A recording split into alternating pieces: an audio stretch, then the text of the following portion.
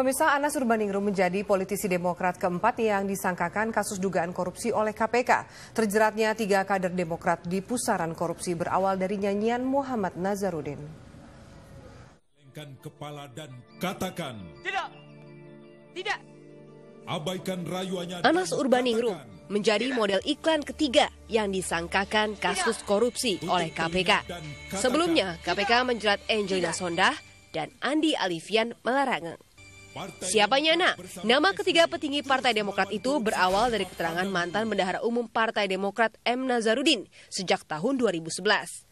Terpidana kasus suap Wisma Atlet ini menuding Anas mencicipi aliran dana dari perusahaan kontraktor pemenang tender proyek Hambalang. Itu semua dibagikan untuk kemenangan Pak Anas Urbaningrum jadi ketua umum. Saya hanya memberi uang ke Pak Nuril dan Bu Eva.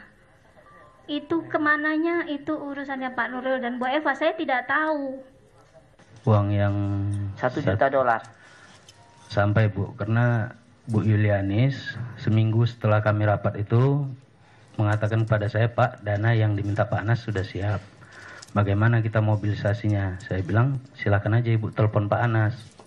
Nah, setelah telepon Bu Yulianis bilang, Pak, saya sudah telepon, beliau minta diantar segera. Dan saya sudah perintahkan kepada Pak Heri untuk koordinasi dengan supir Pak Anas. Nazar juga menuding Anas menerima imbalan hadiah mobil atas pemenangan perusahaan kontraktor tersebut mendapat kontrak proyek Hambalang.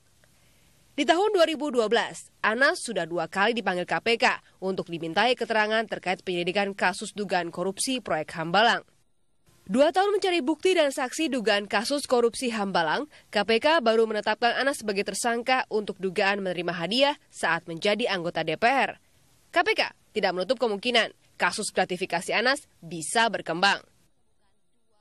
Tentu yang dimaksud penerimaan ini adalah penerimaan sesuatu ya, bisa dalam bentuk benda, bisa dalam bentuk uang.